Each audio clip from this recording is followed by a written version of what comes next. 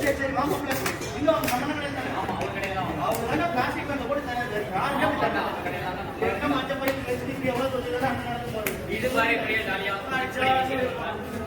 இங்க பாருங்க ஆமா அம்மா டேஸ்ட்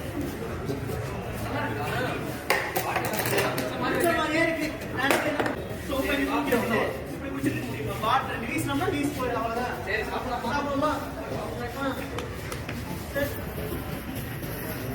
அவ்வளவுதான் தண்ணி குடிச்சு குடிச்சாச்சு தூக்கி போட வேண்டியதான் ஒரு நாள் போன நாள் உடனே அழிஞ்சா போயிடும்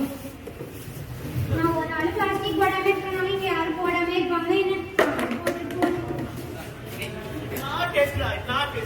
இதுதான் டேஸ்ட்